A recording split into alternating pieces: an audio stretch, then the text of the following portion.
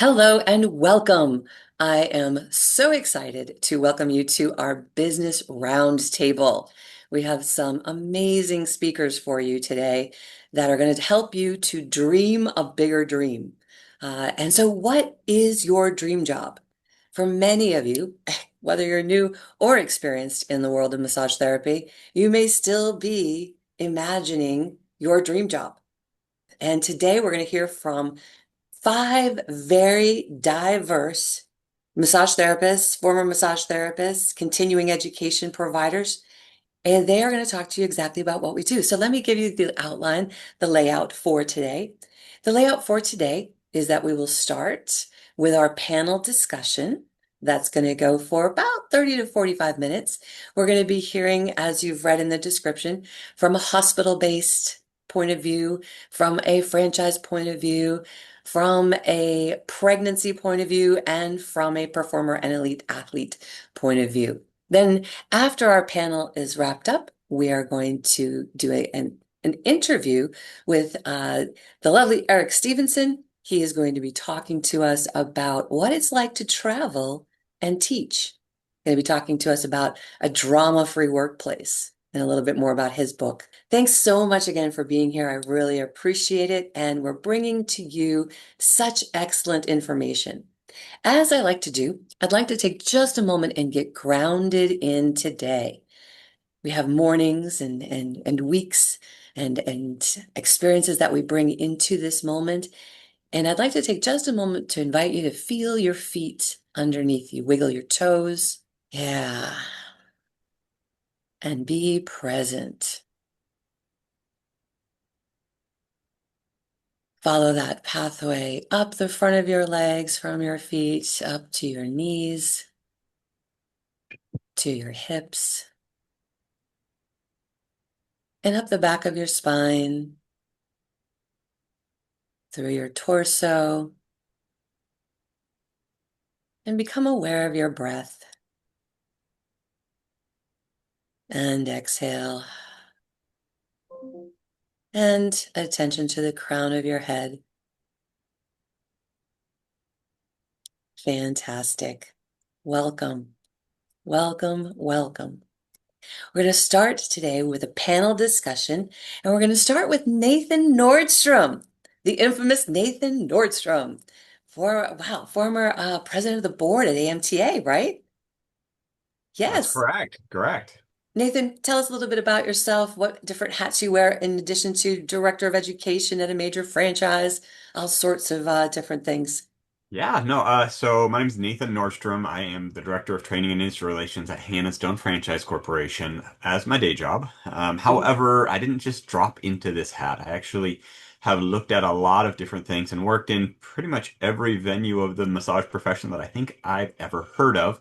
Working in hospitals, working in clinics, working with chiropractors, working on sports fields, working out in the middle of nowhere for no reason at all, but also working with nonprofit associations. And so, as you said, I was former AMTA national president, also a chapter president and education chair on that AMTA side. But I've also worked with the National Certification Board, worked with the Massage Therapy Foundation. I'm currently a volunteer for the Alliance for Massage Therapy Education as one of their board of directors. Worked for CompTA as a commissioner. I don't think there's an acronym I haven't participated in. And the reason why is because I believe that volunteering makes you a more well-rounded massage therapist, especially if you're volunteering in the field with which you are getting your joy from. As you really engage in that community, you learn more about the greater scheme of what your community is actually experiencing. Uh, what an inspired point of view. I love that our newly licensed therapists are seeing a an example of what volunteering can do. Yeah, that is amazing. Now, you are director of education at a major franchise at Hand and Stone. What trends are you seeing in hiring, in the growth? What trends are you seeing right Well, now?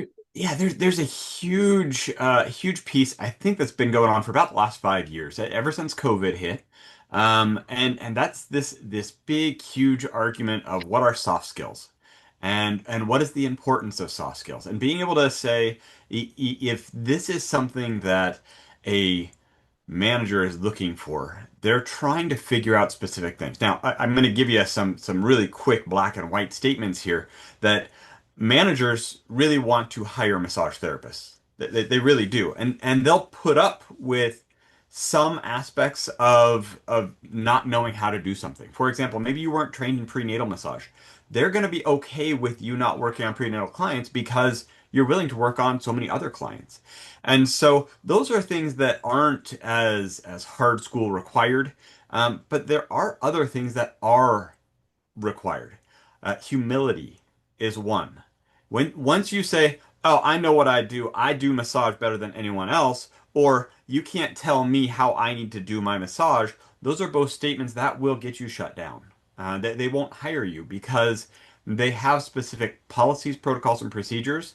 I've seen massage therapists who have worked at one Hand and Stone spa move across the country, get their license in their new state, and then go to another Hand and Stone and say, "Hey, I've worked at a Hand and Stone spa before, so I don't need to be trained by you." They don't hire that person because that humility factor isn't there. So humility and soft skills are those important pieces. When people say soft skills, a lot of times people just kind of go, "Okay, yeah, it's all that other stuff." But I really quickly put it up here. The most important soft skills include communication, problem solving, adaptability, teamwork.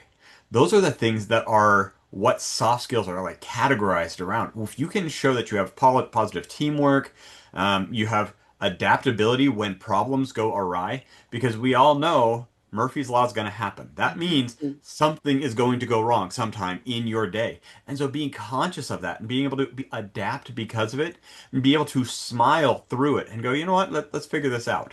Those are some of those skills. Problem solving. When you see something not quite right, how do you make it right? Or how do you change it and communicate effectively? And then just straight communication. There's so many ways that managers can support, and a lot of the training in most of the franchises is assisting and reminding them of the soft skills because a lot of your policies from franchises are based around soft skills and ethics because they want to make sure those soft skills and ethics are stabilized and consistent. hmm And so often I recommend to newly licensed therapists who are just getting into the profession, not necessarily people who've been an esthetician or been a doula or had another, who are becoming, dual licensed, but that they start with a franchise because it is just such a great place to get your hands on so many different people. Would you agree? Yeah, so it's funny because if we go back about 20 years and we look at the introduction of the franchise system into massage therapy, there was this push to say, "You know what? The franchises are going to be like this externship and everyone will be able to get experience getting their hands on." And there's so much truth to that. There's absolutely some benefit to be had by getting your hands on people and not having to do the business. However, to actually expand yourself, to be willing to get to that next stage, get to your dream practice, whatever your dream practice looks like, most of the time it's not the hard skills that you need. The hard skills, you know what? Your hands were trained and powerful. They're educated and they're knowledgeable. However, you may need to learn how to run a business. You may need to learn how to write policies. You may learn how to write protocols, procedures. You may have to learn how to manage people. And those are those other skills that I see in most of the franchise system where they can have you become a lead massage therapist so that you can lead other massage therapists and learn what it is to communicate with a community and help them be inspired and motivated. You can actually talk to the manager. You can actually look at the policies and protocols for the spa and go, "Wait a second, why do they have these policies?" The biggest statement I always love hearing is why. If I can with 6,000, 7,000 massage therapists across the country reaching out, I get emails regularly that says, "How come this policy is the way it is?" And I am more than happy to answer that because I have that why. And I want you to be able to think, why would they have this policy to make you a better massage therapist, to keep you safe, to keep you progressing, and keep you communicating past that level that you're currently in? We want to see growth and development in the massage therapist in the community of massage therapy, in the spa industry, as well as in the healthcare field. Excellent. Well put. Well put. And it's a great place to see what works for you and maybe what you didn't know would work for you. It's like, huh, I don't understand that policy. Oh, but now I do. It's like, oh, well, how come I can't give him an extra 15 minutes? Or why can't I give my client another, a little extra time? Well, A, it throws everything off, as far as timing, but also nobody else on your team is given extra time. Yes, So those types of fairness policies. Now, how in a franchise model can a therapist move up the ladder? You've mentioned soft skills. right. You've mentioned kind of creating growth in their community. Um, what are some ways to move up the ladder there? There are so many ways, and I've progressed in kind of writing different aspects and connecting different aspects for massage therapists at Hand and Stone specifically. But really, any franchise, you're going to be able to have a similar aspect to it. For example, one of the things that I love is, as I said, the lead massage therapist. Local spas have local leaders that are responsible to communicate. In states like Florida, that's a designated establishment manager, which is a Florida Board's licensee person who is responsible for the leadership of the spa. There's that localized leadership that can help you progress, but you also have a trainer. Maybe you're not ready to be a leader, but you want to train people and you want to communicate effectively and be able to get some training done. The other thing that kind of goes outside of the Hamstone model that I support regularly is becoming a CE provider. If you are a massage therapist working at a franchise, you have a built-in audience. You know the policies, protocols, and procedures for that type of setting. You can write a CE class, get NCB approved as a continuing education provider. Now you have your owner plus the owners around you, plus the owners across the country that you may be able to use as a market for this class that sets to the need and demand of that local franchise. We have a registration list at Hand and Stone for CE providers who are interested in teaching at Hand and Stone spas. I do a little training to explain to you what the Hand and Stone policies are. One of the things you actually pointed out was the restrictions. I love Hand and Stone restrictions because there is one that usually becomes a red flag for massage therapists. We actually don't work on the abdominal region. That's a no-touch zone at Hand and Stone. And some massage therapists are like, oh, I can't ever massage without working on someone's abdomen. Then that's limiting yourself to what you can do. And if people can remember what their limitations are, it's not the parameters put around you, it's the parameters that you hold to. If you can't do something in 2 to 3 ways, you're not quite strong enough to do it effectively. Psoas work doesn't mean you have to stab someone in the gut. You can do psoas stretches, you can do movement, you can do stabilization in many different ways. You can get them to exercise and then elongate. There's so much to it. Now, those other things that we look at, it's not just the lead massage therapist, it's not just a trainer, but also we have corporate per diem trainers. We have corporate trainers at Hannah Stone franchise, which actually travel around the country and open up spas that are opening, and we open about 40 to 50 a year. And so being able to have trainers who go out generally as two to actually train a new spa how to open. Or if we have a spa that's been open for 3, 4, 5, 6 years, to go out and do a retrain to make sure that they're following Hannah Stone policies. This is how we write classes to actually stabilize instructors, but being able to write your own and really develop. And then on the corporate side, I'm a massage therapist. I've been a massage therapist for 25 years. We have, I think, two others on the corporate side that are in the corporate office, running corporate policies, doing really statements and kind of recognizing best practices throughout the field. So there's plenty of places for growth and development in the franchise system. You just have to know that you're doing what is going to be best for you. Nathan, that is fantastic. So well, you did such a great job explaining the opportunities within the franchise structure to move up. I love, because I knew about like lead therapist, but I didn't even think about trainer. And then, these kind of helping to open new spas. And, I didn't realize you were opening, 40 or 50 a year. I mean, there is so much opportunity within this model. Fantastic. Thank you so much for sharing a clearer view of the benefits of working within a franchise. I really appreciate that. Absolutely. Thank you for having me, Jody. Oh, you're welcome. And let's move along to Ms. Regina, because we go from the corporate model to another more a stable model. Tell us a little bit about you, Regina. Why are you here?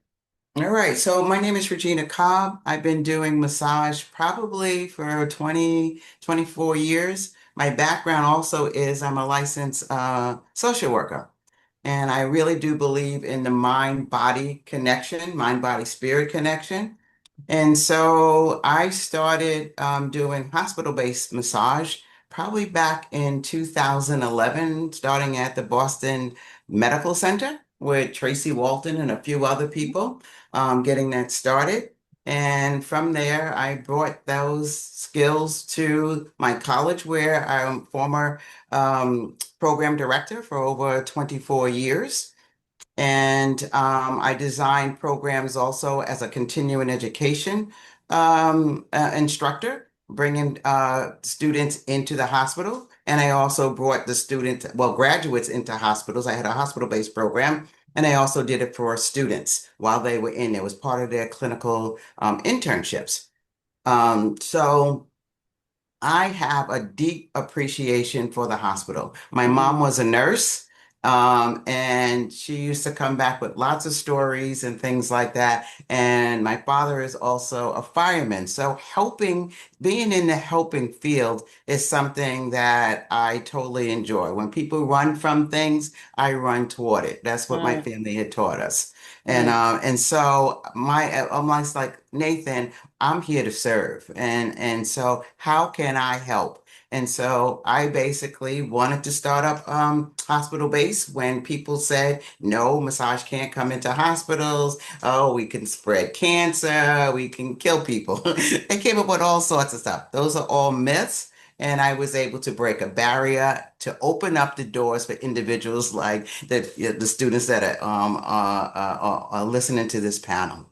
Absolutely. Oh my gosh. Now, so students and graduates, Yes. you brought them into the hospital to work on, you're talking about working on patients. We worked on patients. I worked in the bone marrow transplant unit. I worked with infusion. We worked with pre and post surgery. And then we worked with elderly. And I'm also certified in palliative care end of life. Mm. So we brought people in to work with people that were at end stage of life. That sounds so intimidating, right? The Yeah. students must have been like, oh my gosh, like, I don't want to hurt this person. So what skill sets would you say are important to, well, let's start off with, yeah, what skill sets are important when you're going into hospital-based care? So Nathan talked about a little bit of it is soft skills, but also what we need to know is that, believe it or not, everybody thinks that everyone knows what massage is, and they don't. And when I went there, basically doctors were like, "We really don't know what you do." They know what they see on television. They maybe have gone to on a cruise, have gone somewhere and had a massage, and they think that all massages are the same. The other thing is for massage therapists, we work in silos. And sometimes, we like to work with just our clients, but to work in a hospital, you really have to know the role of the physician. And I say physician because that is the new terminology that physicians want to be called, because a lot of people are saying doctor and call themselves doctors and physicians. So when you go to a hospital, if you use the word physician, that's a kudo for you. And then you have to understand nurses, and you really have to be able to, when Nathan talked about humility, is to be able to take instruction because you're dealing with life and death situations, and sometimes we want to just work on somebody, but a situation might be coming up, and we have to be able to sit back and say, okay. I need to take the lead from someone else. So those are some of the things that we would need to do. That was the question. Or you wanted to know background too. No, just I wasn't at quite at background yet, but just, the idea of going in to a hospital setting can be very intimidating. Yes. And not just because of patient care, but because of what you're talking about, dealing with the physicians, dealing with the nurses. the role of humility, the role of being able to take instruction. That's super helpful. Um, and So then, how you can go into this, I tell people, and this is what I did, is get as much knowledge and training as possible. And some of the things you want to be proficient in and have some things you want to know about pathology. And Ruth Warner does a great job. You can go online and there's CEU classes for an hour or two that you can go. You want to know about pathology. Susan Salvo does it also.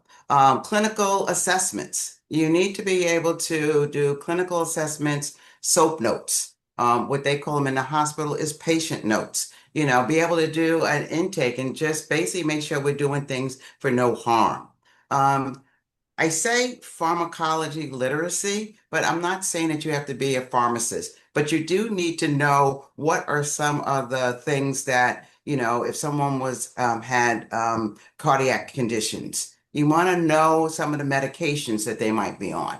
mhm, So, and I'll just say if they were had cardiac, a drug like warfarin, if they were on that, well, if you're doing massage, you could cause bruising and things like that. So you need to know the contraindications or where to find information. Okay. mm, How to market yourself. How to market yourself and say and feel comfortable that my techniques and my skill set can help you. And then show the hospital how you can work as a team.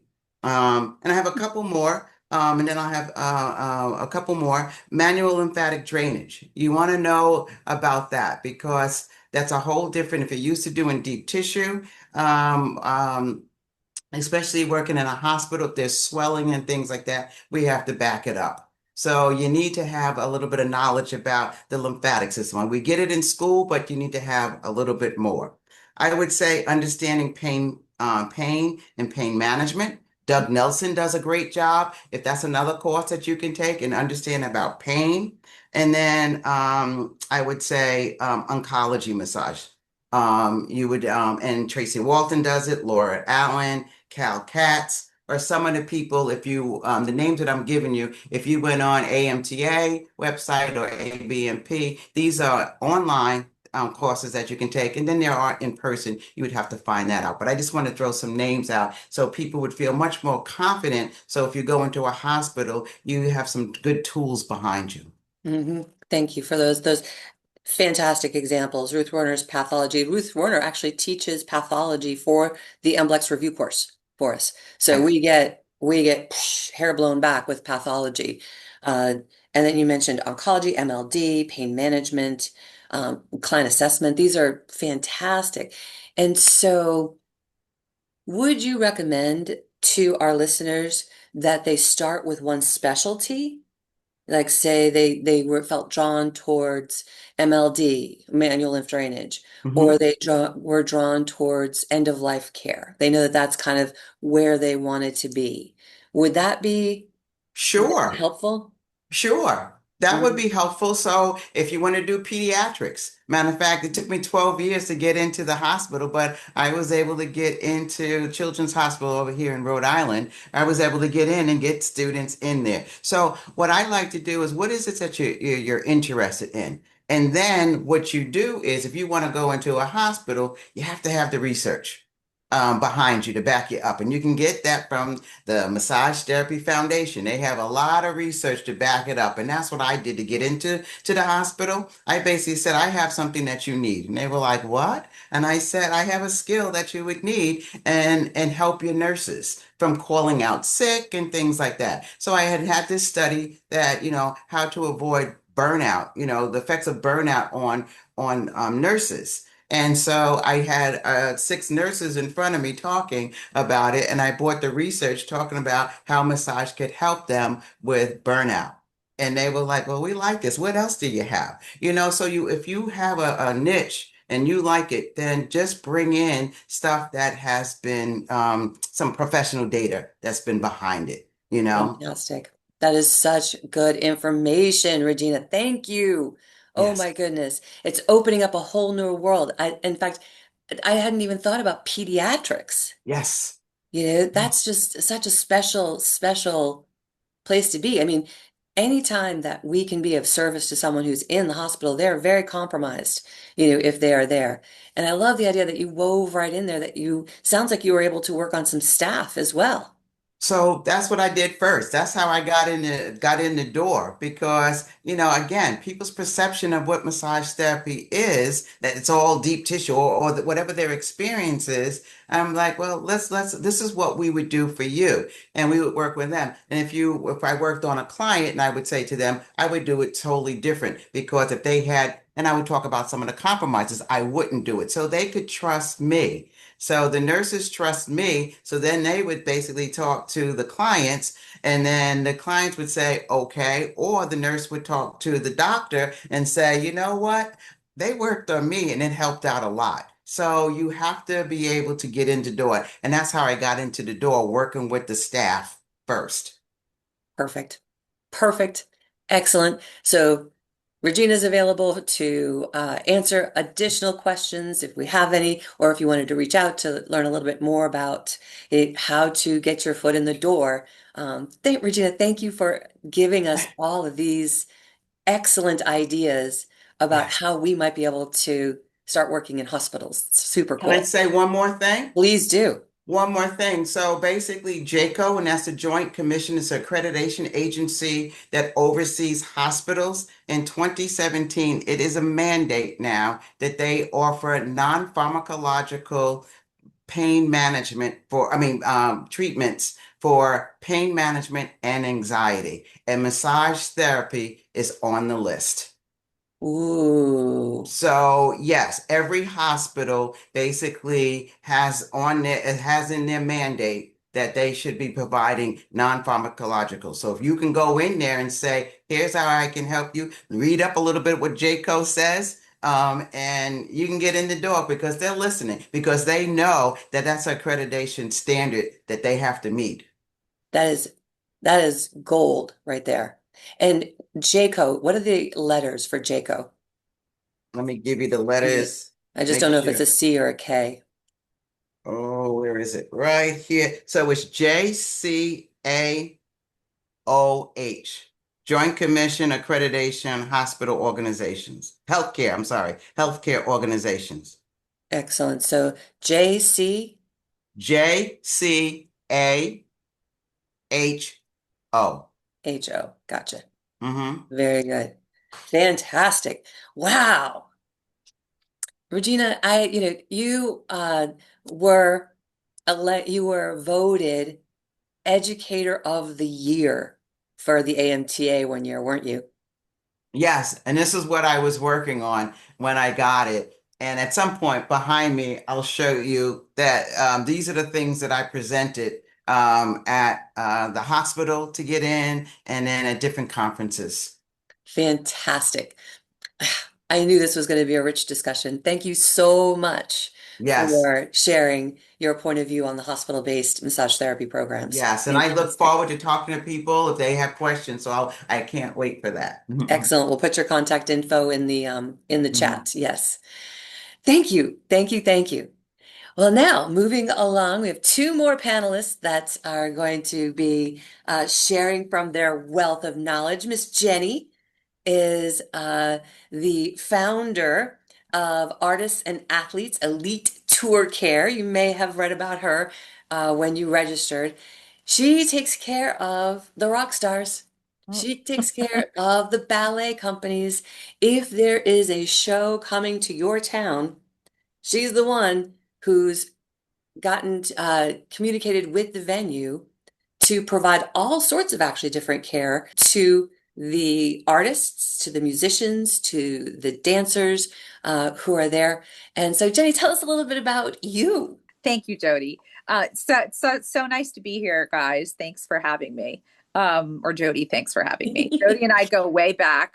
I was a massage therapist from 19 to about I'm 50 now. So I've retired. My last season was with the Washington Wizards full time 2021. I've retired, I say, going out on the top. Made it to the NBA full time, traveling on the plane, everything. Nice paycheck. And they pulled me out of, I was already kind of retired in COVID. I had closed my practice down. I had a private practice for years. I did all the things. I started in the sports world with Miss Jody down at DC United. We had centuries there. But really what everyone, the best story ever, the quickest version is how I got into this field is my father. My father was the Washington Capitals therapist, the first sports massage therapist in the industry. I literally could go back. He was hired by them and he was a DC detective, police. He found the massage school at PMTI because they were investigating it for a brothel. It's a hilarious story. It's true. It's the truest story and the most fantastic outcome. So he was already in the health field. He was a bodybuilder. He was a health nut. And so when they went to investigate this massage school, because a church called next door saying it was a brothel, and nope, it was Myotherapy Institute, where it started on Georgia Avenue in DC. So he said to his partner, "I'm gonna go. I'm gonna do this. I'm gonna become a massage therapist." So he did, and he literally paid his way to the Olympics and the Pan Am Games, and just dove into it. So like back then, Jody and I, when we started, we worked for free. We did 3 years of free sports massage with the MLS. They couldn't pay us. They paid us in shoes and shirts and, tickets. And, we did I always say we're the OGs that built that industry and came out of it. And now we're giving back. That's how I look at it. So the coolest part is my dad got hired by the Washington Capitals and left his 26 years of a police business and jumped into that and was in that field. And I watched it happen. And we had Capitals players coming to our house to get massage. And I was in high school and I said, well, that's what I'm doing.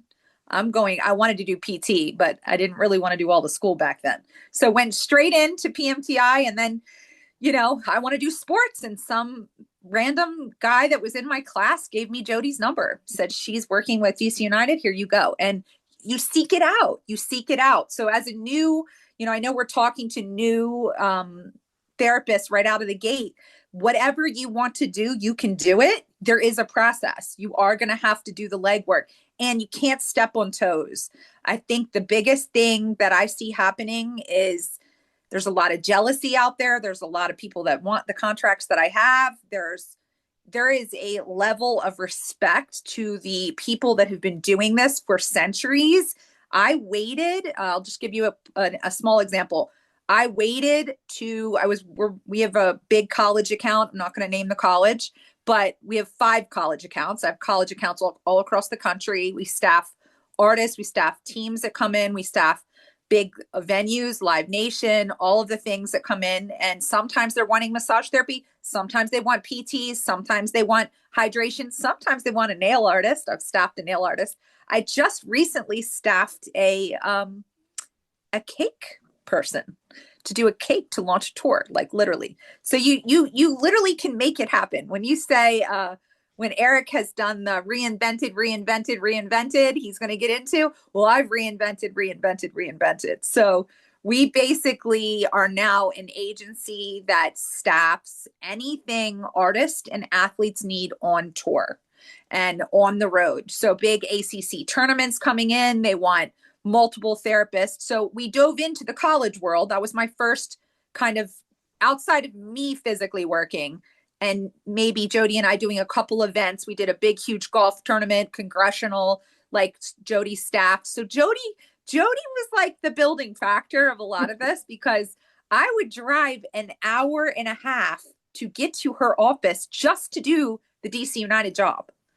And she's a creator. So when I say, I wasn't making money, guys, it was get your foot in the door. So getting your foot in the door is super, super important. It's also really important to get into a position to where you can learn how to work in a locker room setting. Well, guess what? That's really hard to do. How do you get in to learn and get educated in a locker room setting when you don't have a locker room, right? Mm-hmm. So you have to build it in the, back-to-back triathlon world. You have to build it in the volunteer world. You have to get into where you're coming in and you're getting the work experience so it can be on your resume, to where then my company now, I need to know you have some experience because I can't just put you with an NBA player that's expecting this elite service when you're not quite elite yet. But I'm a big component as, well, why don't you jump in when they were local? Now they're all over, so I can't always do that. But when they were local, let's jump in. Let's work with this college football team. Let me get you started there. It's not as much money. You're still great, but it's not as much money because the colleges aren't paying as much as a pro team, right? So you have to build the rapport and then not step on toes because it's a very, very small world. And when I say it's a small world, the sports world and the artist world is one of the smallest worlds you'll ever find. Everyone knows everyone, and they don't have time. They don't have time to think about what they're doing. Like I got verbally recommended by a pro level player. They called me and said, hey, we want you to come work at the Wizards. This was on Thanksgiving Day. Like, there's no resume out there. It's you are the resume. Like, you have to build that rapport. And in respect to like where you're coming in and working with my company, and we are hiring everywhere. So we do have opportunities we can get you started with. It might come once a year, it might come twice a year, but at least you're getting that opportunity possibly. So we're growing fast. I'm trying to cover a couple things that Jody had me cover. Jody, correct me and slow me down if we need to. No, you're But doing great. This okay, is good. exactly why I wanted you to be Got on it. our panel because so many therapists are curious, Yeah, about, okay, how would I ever make that happen? right. Well, you It's got the to know steps. somebody. It's the steps. Yeah. And it is who you know. So let me be real clear.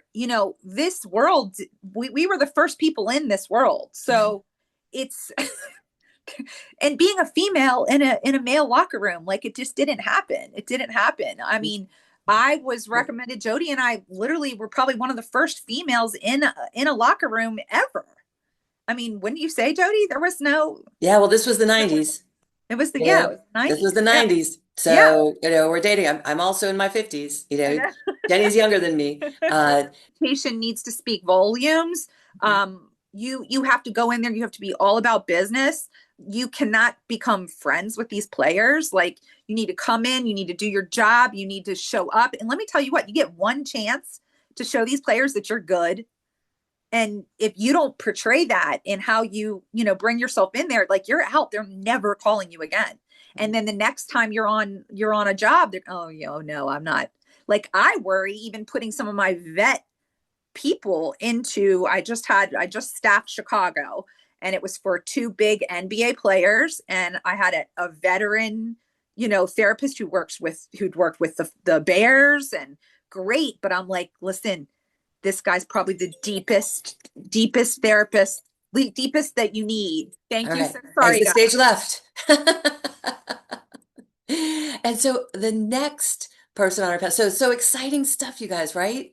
Good information. And yes, Jenny and I brought Jenny into DC United because she was just persistent in knowing what she wanted. And so if there is a team in your town that you would want to work with, if there's a venue in your town that you would like to supply massage therapy for, yeah, it's a lot of fun. It's really exciting. You almost always get tickets to the event that you're working. But you do have to be very professional.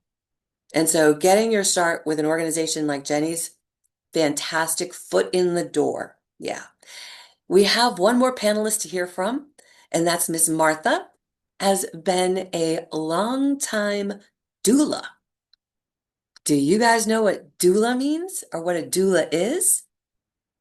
Martha has a company where she is all things for pregnancy, uh, prenatal, postpartum, birth coach, and she decided to add massage therapy to the services that she provides mamas. Welcome, Martha. Tell us a little bit Thank more about you. yourself. Thank you for How long having you been me. helping mommies? Unofficially for about 15 years, but officially certified 3 years ago. I'm one of these people that's kind of like a Jane of all trades.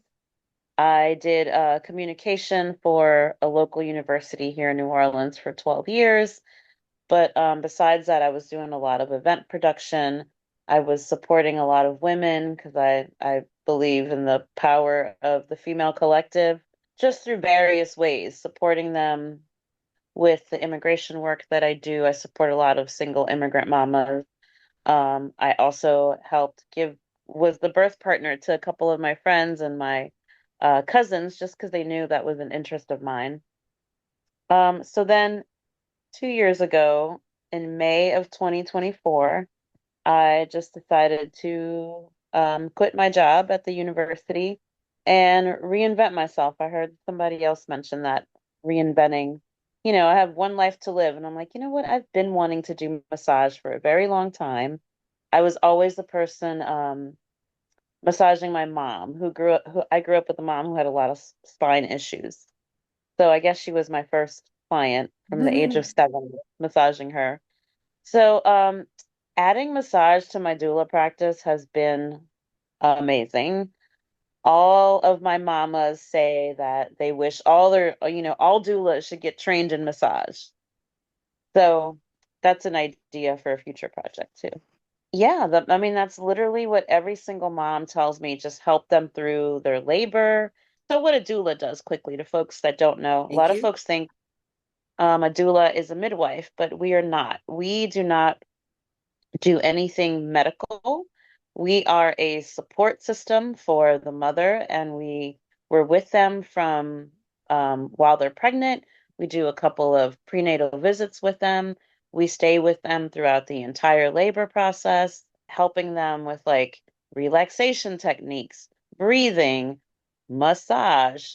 We're also there to kind of center and help the partner, the husband or partner, and also to create a safe environment and peaceful environment for the baby to be born into, which can be anything like dimming the lights, having a purifier in the room. Um I'm very woo-woo, so I'll bring like crystals and incorporate a lot of healing practices into my doula work. And Mm. all the mamas really enjoy it and really love it, and it's been the best decision. I am in my 40s, and so I was really thinking about how I want to spend the latter half of my life as far as work. And for me, it was all about helping heal community and helping specifically BIPOC, people of color. That's what I want to do for the rest of my life. Ooh, that is so cool Thank because you. your work in the community has really shaped who you are. Hmm. And Yeah.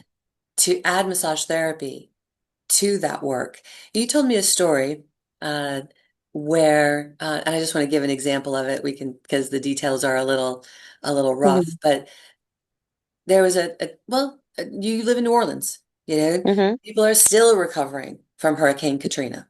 you know, Yes. and we say still, but it was a tragedy to the community. Hmm. And Yeah. one of the ways that you have used massage therapy to give back is you had some mamas who were living in transitional housing, right? That you recently went and did some seated massage, I believe. Yes. Well, Yeah. we've done a couple things. I've partnered up with a friend who's an acupuncturist and Chinese medicine herbalist. And so for the 20th anniversary of Katrina, we did a communal event, first of all, that was completely free.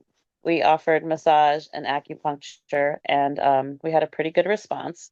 And so then from there, we continued with the community acupuncture and massage, which we do now once a week. And we offer community pricing. So I do chair massaging for $1 a minute. My partner does acupuncture starting at $25, and it's growing, and people really love it. And as far as the mamas that I work with, my worlds recently came together because there is a young immigrant woman that I've been supporting who's 23, and she was in an immigrant detention center for 4 months. And when she was freed, she couldn't travel because she was so big and pregnant at that point. and she had no family here. Her partner was deported, her husband, so she's been living with me. And it's just been it's been really cool to like merge my doula work with massage. She's gotten multiple massages from me, along with immigration work. And part of that I've been doing also is I work with two doula collectives, and one of them through partnering with her and helping her through her journey. I've been translating all of their childbirth education classes, all of their lactation classes, which is something they really wanted to do for a long time. So I feel like that's really purpose for me. Wow. Fantastic. Many of Yeah. our newly licensed massage therapists want to be active, want to give back to their community, maybe want to support, social justice on some level. And these are such great examples of how Ex- massage can merge into healing a community. It's Exactly. so Yeah, and I interesting. think this now with a lot of things going on, in our country, so many people need healing, and so Mhm. many people just need to take a break from daily life and just focus on yourself for 50 minutes or 80 minutes, however long the massage is. And with the mothers that I work with, I find that, it's helpful throughout the entirety of their pregnancy after the first trimester, usually. And then, of course, during labor, and then after labor, because mamas are tired. They need some help. Mhm. Could you speak to the fourth trimester and Yeah. the idea of, what happens after the baby is delivered? Because everybody's like, yay, healthy baby, healthy mama, bye. Yeah, a lot of things that we deal with as doulas is supporting mamas, sometimes through postpartum depression, that comes up. And also my clientele tends to be a lot of single mamas. Mhm. So the last two births that I had actually were both single mamas, and they need extra help, Mm, because a couple of those mamas work from home, so they're being mom and caretaker, and who's taking care of them? So one of the things that mm, we do with doulas is we usually go in after they give labor once or twice. Sometimes it can be up to three times, which is part of their whole doula contract. And we provide services to them, such as helping them put a load of clothes in, helping them wash the dishes so they mm, can focus on something else. If they want to go take a nap, we will mm, watch the baby. So we are literally like the mama's friend and caretaker, and if they are suffering with any postpartum depression stuff, we have a whole list. Doulas are resources, so we have to keep our resource list updated, that we can provide mamas help with. mm. That's so interesting. Now, if our listeners are interested in learning more about doula certification, Um, I mean, I've misspelt that word so many times. I finally now in the last couple of years are spelling it right. Um, but doula is spelled Doula. Yeah, And yeah, is there like if you look that up, is there re are there resources where people could find out more? yeah. I think so. So okay, so doula care has gotten really popular in the last 10 years or so, because unfortunately in our country we have a high death mortality rate, maternal death mortality rate, and especially for Black and Brown women. And it's not connected to education or finances. Um, it's connected to racism, basically. And it's been proven through various studies and various organizations that having the support of a doula, because as a doula, you're also an advocate for that mama's needs to be, desires to be met, and for them not to be like steamrolled by some medical professional who, want to go into immediately maybe like a clinical birth or a C-section. So the doula is kind of there to help advocate for the mama. So DONA is a good organization, DONA. Also in each state, especially if you're in a southern state, they're really pushing doula care. So usually each state has some sort of certification program. Sometimes like Volunteers of America, I've seen now is offering it. Here in Hmm. Louisiana, the Louisiana Department of Health is offering up some doula certifications. I was trained through an agency called Best Doula, BEST, and they are based out of New Orleans. But when signed up to train with them, I didn't realize this. They do trainings all over the country. It's two women. One is a nurse, and the other one's been a doula for about 30 years. They're amazing. They just travel Hmm. all over the country doing all these trainings. The So best. BEFT. Um, yeah, and I would suggest to look up your local state government website to see if they have any doula training programs. Fantastic. Oh my goodness, guys and gals. We have heard from four amazing panelists, and each one I'm like, oh my gosh, I want to be you. Like, I want to live that life. I want to, like, all the things, right? And so that's so interesting. Martha, thank you so much for sharing with us so freely about how to get involved, the work you're doing, how massages impact, massage with social impact, healing a community, and specifically just loving on these mamas. And Mhm. I love the idea that I didn't even think about the doula being an advocate for the mama. Thank you so much. This is exactly what I had wanted for Thank you. our community to learn more about how massage is complementing your doula work and the having a social impact. Fantastic. Fantastic. Thank Thanks, you. Sunny. Thank you, And Jody. congratulations again. You're a newly licensed therapist. You went through the MBLEX review course and Hmm. nailed that MBLEX, right? And it was so helpful. I mean, I know you hear this all the time, but that I really attribute that course to really helping me pass. And also, I was an older student, so I was just, I'm gonna get this done. I'm not playing around here. Love the determination and the focus. Thank New you. Orleans is a better place because you're in it, sister. Oh, thanks. Mhm. Absolutely. Thank you so much to all of our panelists. So, the information on how to get in touch with our panelists will be in the chat. It will be we'll send it with a follow-up. We'll put it in the description of this recording so that if you missed the name or you missed some information, it'll be sent to you via email and in our chat. Thanks so much again to our panelists. I appreciate it. It is now time to move into our keynote speaker. Well, our keynote interview, I should say. And Mr. Eric Stevenson, hey there. Hello, welcome listeners, Oh, all so my glad. esteemed colleagues. Whoa, how inspiring. I wish I had this when I was 27 years old. If I'd sat on this webinar, wow. Thank you. Right? Thank you all. This is really Mm. inspiring and it's just such an important thing. So Blow minds open today. bingo. Exactly. Yeah. That's exactly what we want to do. We want to dream a bigger dream. We want to know that we're not siloed, that we're not alone, that there are a community of people who do this work and we do it in so many different ways. Now, Eric, you have had so many. Tell us a little bit about yourself. Let me tell Well, the listeners the reason you're here.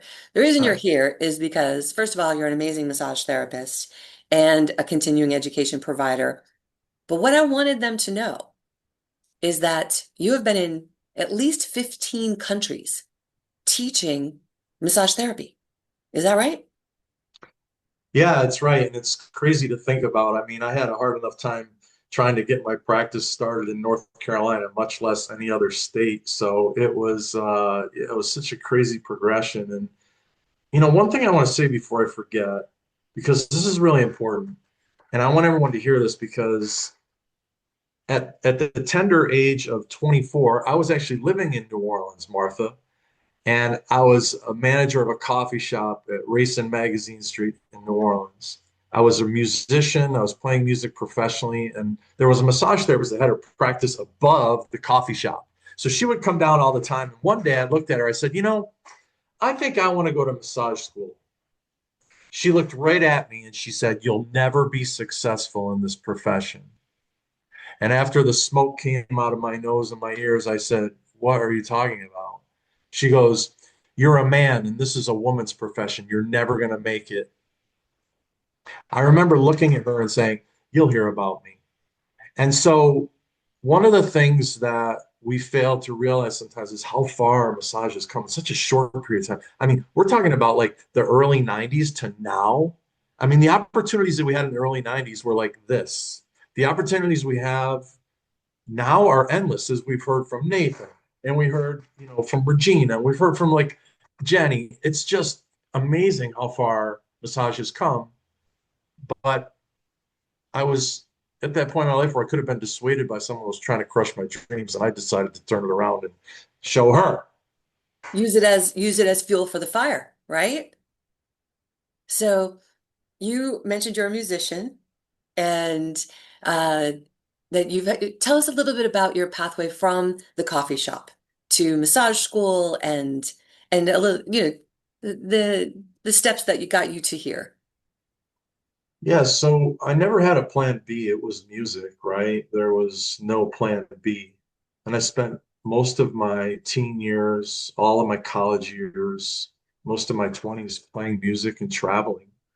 And, at some point I realized that being in a club until 3 in the morning, drinking Jack and Cokes at 3 in the afternoon and 7 at night and 11 at night and 3 o'clock again in the morning wasn't a good career trajectory. So there was always this voice inside me that said, "Eric, you're a musician, but the lifestyle is not for you." And that voice just got louder and louder and louder.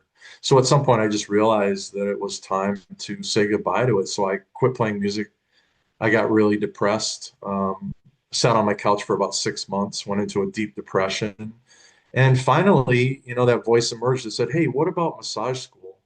And I had a massage school literally right down the street from me. I could have walked to it, but someone said, "Hey, have you ever been to the Body Therapy Institute?"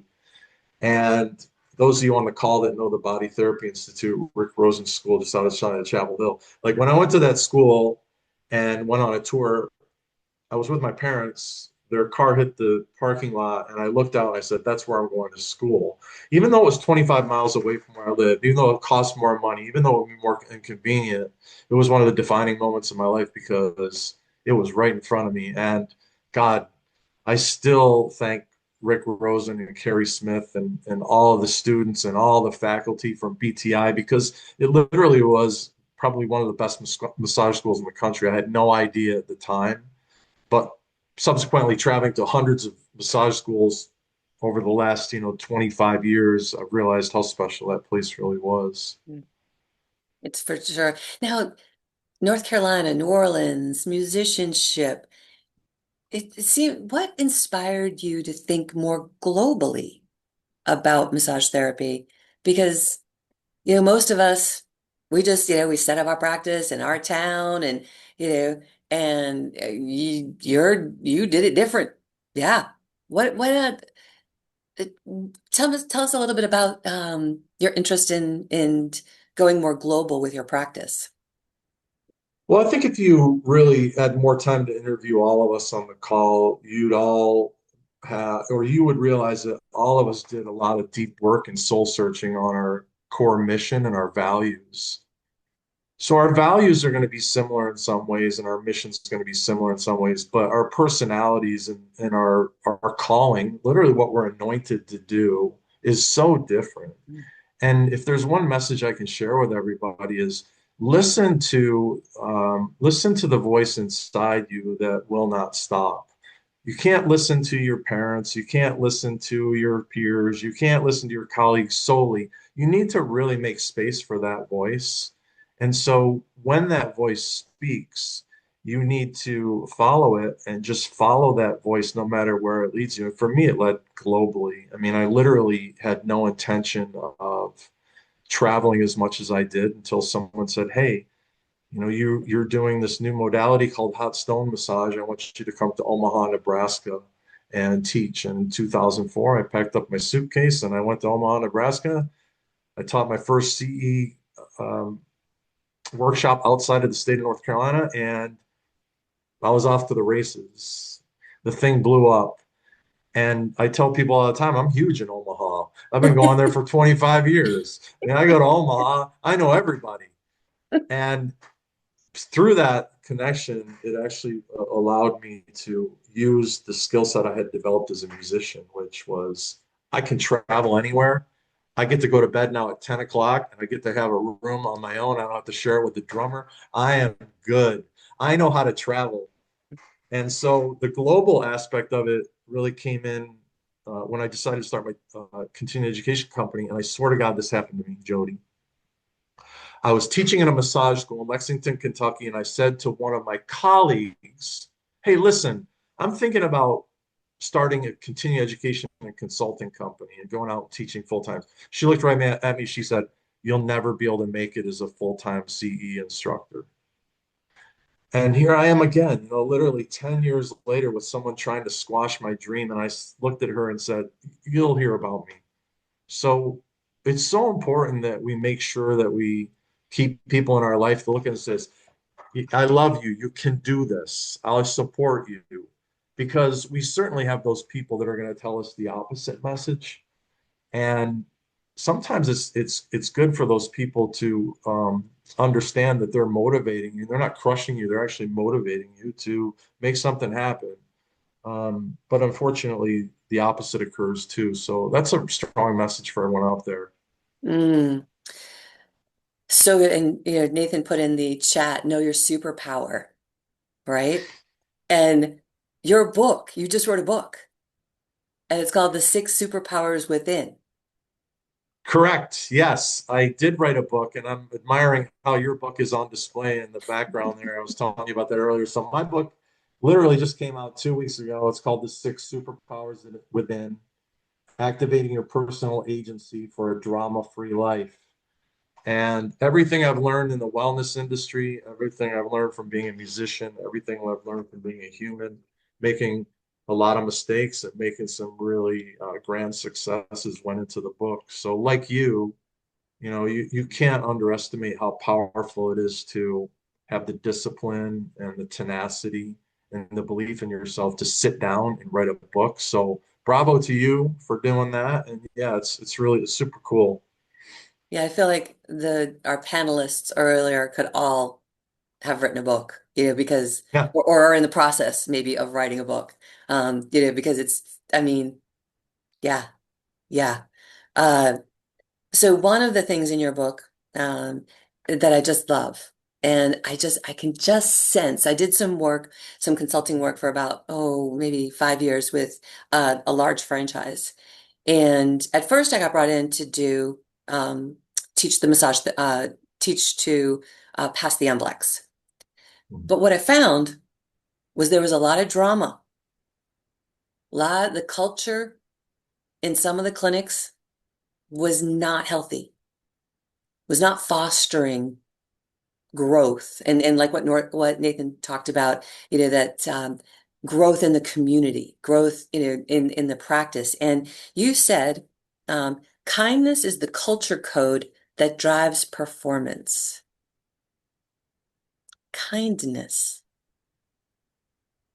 Eric, is one of the things I've heard Yes. about you from the get-go. You're a kind person. Well, thank you. I don't think there's any higher compliment. I actually dedicated the book to my father, who was the kindest person I ever met and my only hero in my life. I unfortunately lost him during COVID, and that was the impetus that got me to finally write the book. And, drama is such a ubiquitous term. It's used sort of flippantly in reality television, in relationships that are romantic and friendships, and certainly politics and politicians themselves. But I realized that everywhere I went, I'd say to people, I teach a workshop called Creating a Drama-Free Spa Environment, or creating a drama-free workplace, whatever the spa director or the property manager wanted to spin it. No matter where I would go, people would say, "Oh, you need to come where I work." And in some ways, all of the concepts that I was teaching for spas and wellness communities and wellness directors and fitness, they're humanistic concepts and they translate across transpersonal boundaries. So you're right. When you go into a system, you realize that most of us that are in leadership positions are teaching adults how to act like adults all day long. And, that job for some people in operations gets exhausting. They can't do it past like 8 or 10 years. Certainly in massage school, being a lead instructor for 10 years, I realized that that was my job. I had to help guide these adults through this series of sometimes reverting back to childhood and childhood traumas and childhood wounds and get them to understand, yes, they needed to show up on time. They needed to do their homework. They could not call Cindy a bad name in front of her face in the classroom, like these things that, I was looking at going, wow, this is really incredible. But they also say that you teach what you most need to learn. And if that's true, then I need to learn how to have less drama in my life. I need to learn how to be more present. I need to how to be less judgmental of myself and others. And need to learn how to take better care of myself. So the reason I teach these things is so that I can remember to do them. That's number one. But also, as we've heard throughout the call, I do believe that kindness right now has taken a deep nosedive culturally. I think that right now we're in a moment where we can really question if we're evolving as human beings or we're devolving. Mm. And I would say that given all the resources we have, the abundance we have in this country, the tools that we have at our disposal, I don't know if we're really making a big stride forward as a society in terms of being more kind and being more connected. So that's a bit of a rhetorical question that we could talk about on the next webinar. But for now, that's what I'm dedicating my life to is the practice of kindness and Mm. not soft kindness. There's a difference between being nice and being kind. I'll give you an example. Early in my career, I was a massage therapist at a wellness studio in Lexington, Kentucky. The manager came into my treatment room shortly after my first massage and went like this.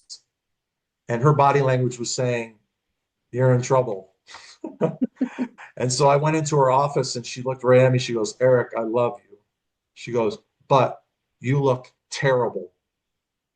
You are not professional today. I don't know what's going on in your life, but you have two options right now. You can go home and stay home, or you can go home, take a shower, shave, and come back here with a clean shirt and get to work because your clients are counting on you to give them a professional service."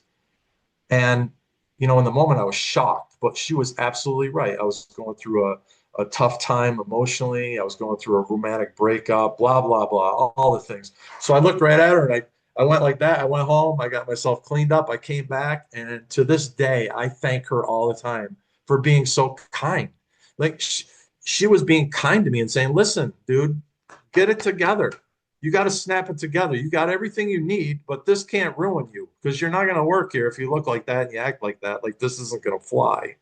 So that's what I mean by kindness. It's like having really good empathy, but also being very firm and holding people accountable and making sure that they understand, back to what Nathan was saying, if you're going to work here, if we're going to work together, you have to level up here and you have to level up here. And those are some of the most poignant points in my career where people held me to the fire and said, "I believe in you and this needs to shift." Right? Yes, that sounds like a defining moment. One of those ones where it's like, okay, eh, I need to step up to the plate here. You've had an illustrious career. I have a question for you. You've written about the six superpowers. We're talking about kindness and bringing forward kindness as a culture code. What principle would you say is universal? You must have been in countries where you didn't speak the language, or maybe had people in who are, taking your course who maybe had English as a second language. What principle comes through? I mean, certainly kindness, that's a universal language, but from the superpowers and blending that into a principle that you've seen work in the classroom, what would you Yeah, share with our listeners? it's interesting. All my continuing education workshops in massage, all of them in hospitality, they all start out with one question. How present are you right now? Are you here? On a Mm, scale of 1 to 10, how present are you? The last massage you gave, how present were you? Scale of 1 to 10. One being I was checked out, I was hangry. 10 being I was totally dialed in, or somewhere in between there. presence is really the universal communication. And I was at a resort in Mexico recently working with a team, and I was having dinner that night, and there were two adults on their cell phones, literally like glued to their phones for about 20 minutes. And there was a 6-year-old little boy, which I assumed was their child, sitting next to them. Now they spoke Spanish. I don't know if they spoke English or not. But at some point, the little boy turned toward me and started to command my presence, command my attention, started smiling at me. And of course, how did he pick that up? Well, he picked it up because he was picking up on my nonverbal communication. And so presence and nonverbal communication is the universal language. That's why I work with therapists all the time and I say, how you greet a guest is as important as anything that you do. Those first 10 seconds are saying to them, I see you, I'm here, you're Jody today, you're not number 5. Jody doesn't want to feel like number 5 today. And everybody on this call has felt like number 5. It's some service-oriented business. God forbid it's at a massage practice, but that happens too, right? And so presence really communicates to the other person safety. Their nervous system starts to co-regulate. It starts to come down out of fight or flight.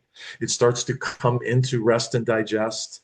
Their heart rate starts to stabilize. Their breath starts to entrain with ours. And so I would say that no matter what culture I'm in, my presence and my nonverbal communication are my Jedi skills. Mm-hmm. Mm-hmm. And that is for our newly licensed therapists who are on the call. This is such an important point. I mean, how you greet someone, your client, but how you greet someone that you said that first 10 seconds is going to set the tone for your session.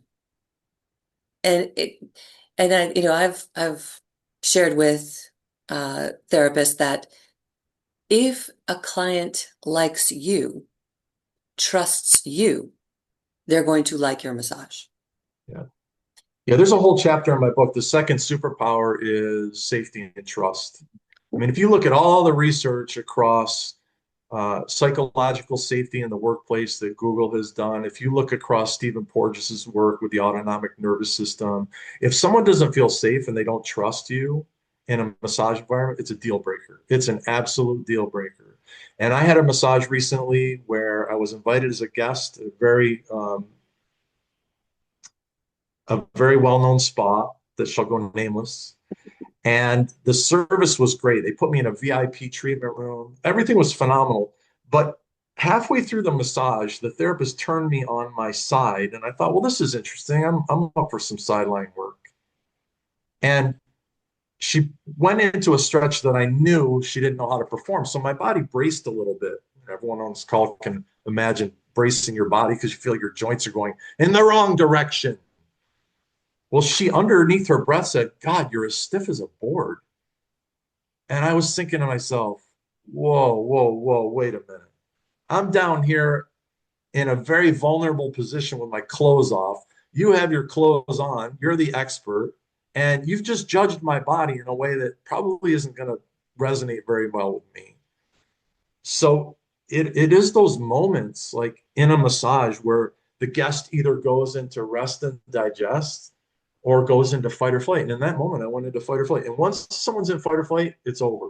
Once the amygdala in the brain starts watching the therapist because something's off, you're not checking in about pressure, you're not listening to me, the draping sucks. Once the amygdala is lit up, it'll never turn off. And that's why so much massage in this country is not therapeutic. And I'll go on record as saying that because the massage therapist is not regulating their own autonomic nervous system, and they're not paying attention to regulating the nervous system of the person on the table, which is all about safety and trust. So I could talk ad nauseum about that, but I really do believe that the nonverbal part of massage, the safety and trust part of massage, the eye contact, the presence, that's where the juice is. How many people on the call have been to a massage therapist that wasn't present? Get people in the comments to check in. And now, how many people would go back to that therapist that wasn't present? Would anybody? Would anybody? No. Once in a great while, someone says they will. But when, I work with thousands of therapists every year. I ask that question in my workshop, and maybe like 0.01% will give them a second chance. So, if I was to really encourage people to think about how they can up their practice, besides all the beautiful things that Regina shared, we have to work on our presence. We have to down-regulate our autonomic nervous system on a regular basis. We have to be in command of our reaction. And until we learn to do that as a species, I don't think we're going to evolve, because you see this at the highest levels of our society today.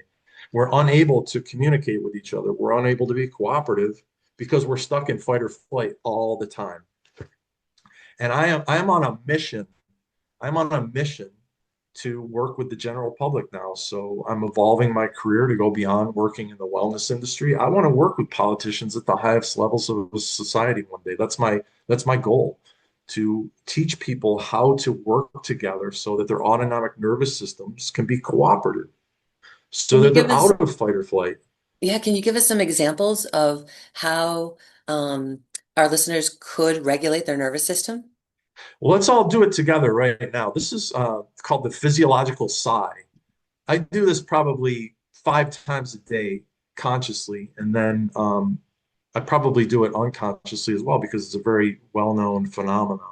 So if you take a very deep breath in and then you follow it by another deep breath, you're going to take 2 breaths in and then a big exhalation. So I'll demonstrate and then we'll do it together. It goes like this.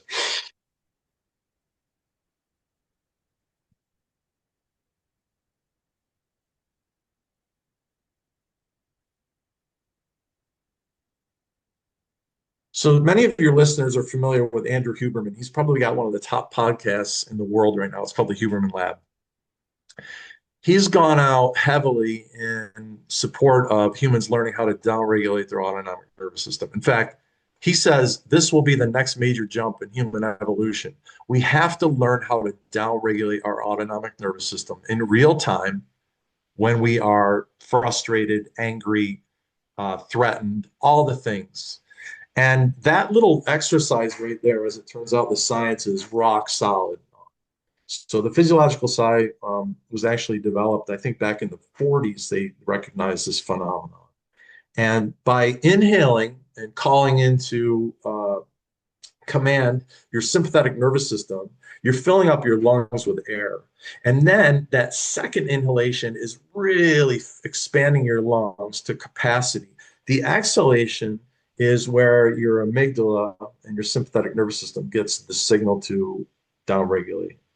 The carbon dioxide is released in your bloodstream. So the thing I love about this exercise that I didn't realize, because I suffer from anxiety my entire life. My entire life, I was crippled with anxiety. And the only thing that's gotten me out of my anxiety, I can honestly say this, is learning how to downregulate my autonomic nervous system without medication and with the physiological sigh and with some other tools that are so simple. They're right at our fingertips.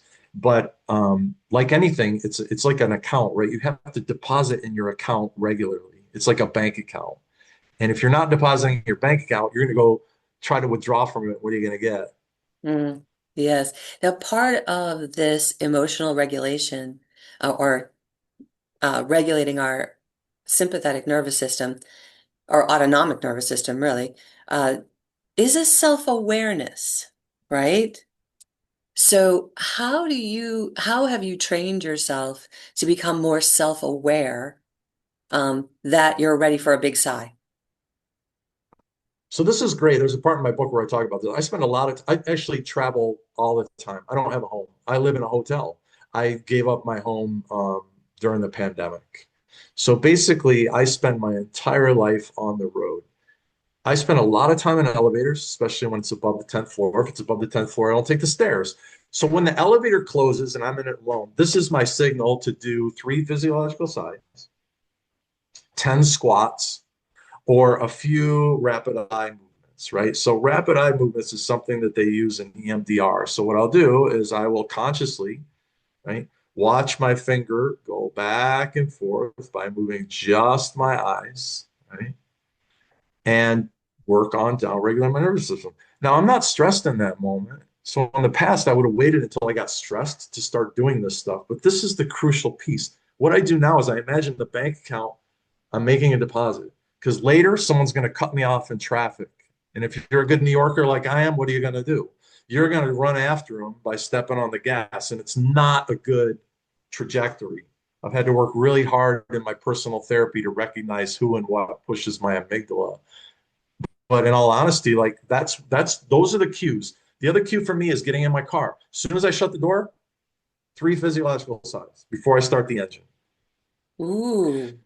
So these are the places where we have to say time out, right? Time out. Some of your clients are in fight or flight nervous system all day long, every single day, day after day, week after week, year after year. And if you talk to a primary care physician, they will tell you that stress causes dis-ease. And thank God, we have things like massage and yoga and breath work and non-pharmacological means to downregulate our autonomic nervous system. So I'm so passionate about this because I go in and I work with a massage therapist who has a regulated nervous system. So immediately I start to co-regulate. I go down. And then I work with a lot of therapists whose nervous system is completely dysregulated and they are unable to get themselves in a state of calm. So their massage is not in a state of calm. And so one of the things I think massage education should really adapt is a lot of this research on meditation and downregulation of the autonomic nervous. It should be part of the curriculum, in my belief, probably for all healthcare providers, because we work in such a stressful atmosphere. People are coming to us with their issues and their tissues all day long. What's wrong with me? This is wrong. I'm hurt here. And it's just tough on therapists. It's a really hard job to listen to that all day long, every single day. Um, Now you may talk about this in your book, but at the MLEX review course and with our massage grads community, we've got alumni support here. We've got some business mentoring clients as well, members.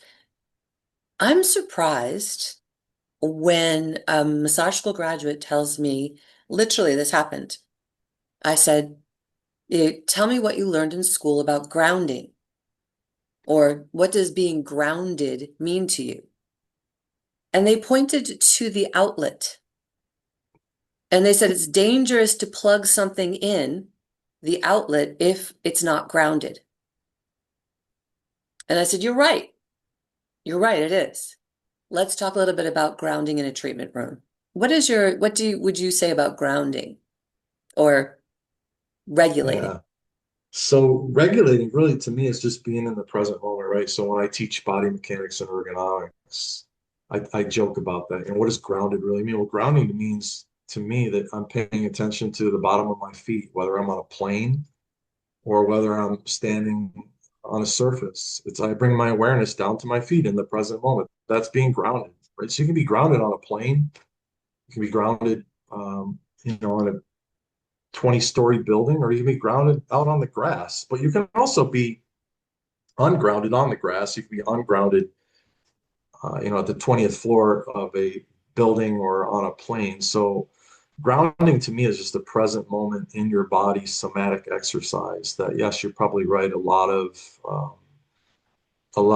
massage therapists as well as human beings have no concept of what that means. And thank God that yoga has been such a ubiquitous thing in our culture. People joke about Lululemon and all these brands, but hey, I have people come in and see me. They know where their psoas muscle is now, people, and there's a reason for that. It's Yeah. not their massage therapist that taught them where the psoas muscle is. It's not even their personal trainer. It's their yoga instructor that taught them where their psoas muscle is. So bravo. We're all coming at it from different angles, right? In this mosaic of healing. So yeah, it's super cool. But grounding to me really just means that you're paying attention to the bottom of your feet. Mm-hmm. Yes, and that's, it's different things to different people, right? That exhale, some people put a bubble around them to protect them from, others' energies. But um, we have listeners who are working in different environments, some spa, some chiropractic offices. If there is drama in their workplace and they don't feel like they're in a position of authority to change it, what would you say, what would your recommendation be to a therapist working in a culture, in a workplace that has drama? Yeah, so drama is a ubiquitous behavior in a lot of human systems, right? And so my definition of drama is a negative behavior or action that drains important resources of health, finances, time, and harmonious relationships. So anything that is negative that drains those four buckets, I'm going to label that as drama. So gossiping, drama; being late for work, drama; having bad draping skills, drama. So there's all these things that I can call drama, right? And so if you're in a dramatic situation, you basically have three choices as a human. So your personal agency is really strong. That's one thing I tell everyone on this call is that you have incredible personal agency for every single thing in your life. You can change any single thing in your life, but you have to come up against the wall of you only have three choices in life. Any situation, you can accept it, you can change it, or you can leave it, right? You can accept it, change it, leave it. I don't care if you've been married for 50 years, you can leave it. I don't care if you have 6 kids, you could abandon them all, right? You have incredible agency, but you also have a conscience and you also have ethics and you have morals, right? So all these things are very complicated, but when you're in a drama-filled situation, you have to be the change that you wish to see. So I do this really cool exercise in my keynotes and in my workshops. I get everyone around a big sheet and I start talking about the human body, how the human body has, ease and flow. And I start shaking the sheet. And we all start vibing with the sheet. And then I said, and then there's tension. And I start pulling the sheet as a sole entity within 30 people. And everyone feels the tension go across the sheet. And I say, it only takes one part of your body to throw the whole system into havoc. But it only takes one individual to throw a whole system into drama.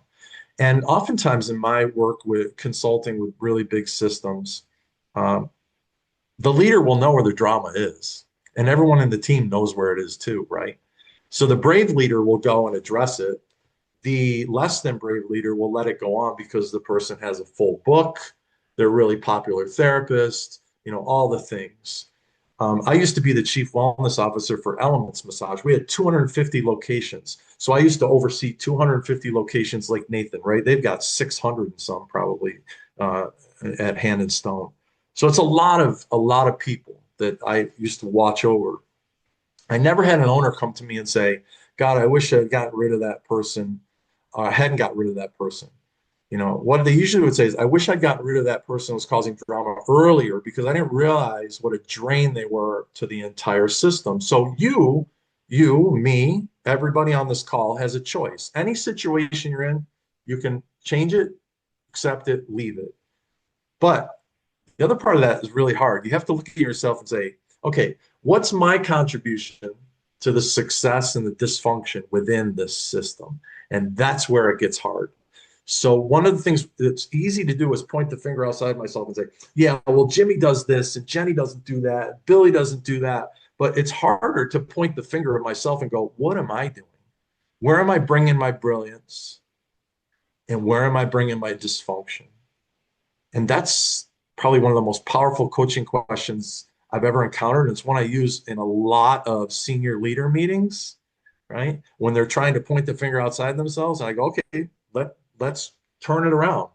If you were to say right now where you're really contributing to the health and longevity, right, and success in your life, what's that look like?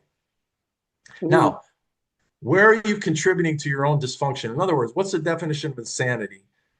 What's the definition of insanity, right? Where are you contributing to the insanity in your own life? And that is a very interesting exercise to do on the regular. And what I have people do, and I do this with wellness teams all the time, I'll get up and I'll share mine. I'll be vulnerable enough to do that. And then I'll invite people to come up in front of all their peers and state their brilliance and dysfunction. And what happens, Jody, in the next hour is unbelievable. People get up there and they're very forthcoming with their brilliance, their dysfunction, but they do it because they're in a safe environment. They're in a psychologically safe environment. And I wish this is something that leaders understood more. It's like no one's really going to open up and tell you what's truly going on until they feel safe. And it goes right back to the massage therapist treatment room.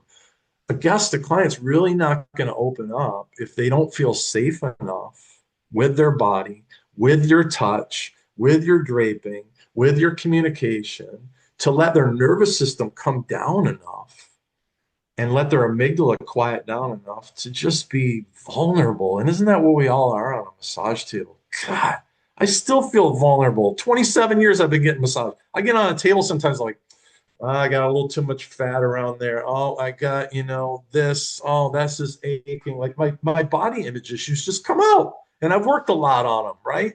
And so it's such an exercise in vulnerability to get on a massage table. It's a beautiful thing, but it's really vulnerable. It's very vulnerable. And for those people who are listening, I would strongly recommend that if you have not gotten a massage in the last 30 days, book a massage. Book a massage. And we say, oh, I don't have time, oh, da, da, da, da. There's all the excuses. Mostly, I think it's what you're talking about, Eric, that we feel vulnerable and maybe we don't trust somebody. We are maybe self-critical, or we don't have that person that we just trust. Well, go through the exercise. I've ended a massage. Earlier in the year, I was on a massage table and I said, okay, this session is over. I mean, it was just a crazy set of situations. I wasn't in danger, but I didn't feel safe. And I was like, nope, I'm good. We're done. You can leave now. And yeah, Wow, talk about personal agency. There it is right there, folks. She just dropped the truth bomb on all of you. You have incredible personal agency. But what happens for a lot of people in that same situation, Jody, and I teach deep tissue massage and I hear this all the time. 40% of people have been harmed by massage.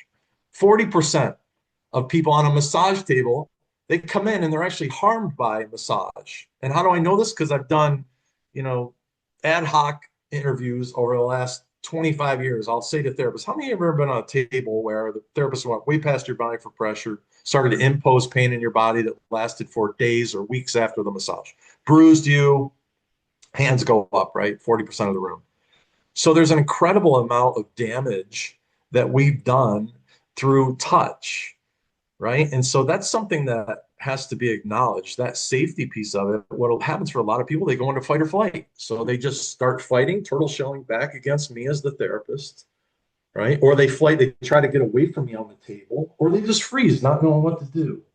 And this is why massage, especially deeper methods, have gotten such a bad rap. You know, people say, "Oh my God, I'm never getting another deep tissue massage in my life again."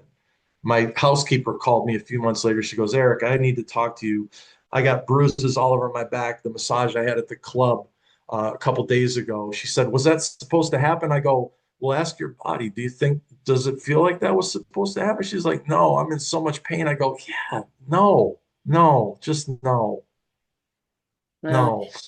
and you said it's such a beautiful thing here. I wrote down two of the three things that creates safety and trust in the treatment room. And you said checking in about pressure, secure draping, and there was one more. What? Uh, I mean, I could go on and on and on with all the things, Well, right? what can But you give us one more thing for the listeners because they're yeah, new you're therapists, right? Well, they're not new human beings, so they know how to, they're good with people.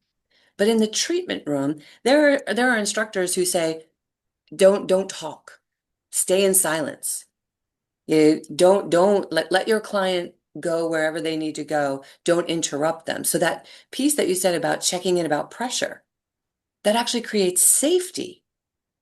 It empowers it reverses that power differential, right? yes. So there's the presence, the checking in about pressure, Oh, and the draping are the three big ones. And I will tell you at Elements Massage, we used to teach this first 5 minutes of any session, no matter what you're doing, I don't care if it's a light Swedish massage, you have to check in with the person on the table. And most therapists, if we ask ourselves, how do most massage therapists check in about pressure? How do they? How do they check in with you Oh, about is pressure? that good? Is the pressure Yeah. good? How's that pressure? Now, I Yeah, have my clothes off on a massage table. I'm in a dual, right, relationship sometimes. I might know the therapist. I'm in a compromised position. I'm in a power differential. How am I going to answer? fine. I'm going to answer it's fine, good. But really, what I want to know is more or less or the same. So when I work with massage therapists, I say, first 5 minutes of the massage, you have to check in. Here's my recommendation.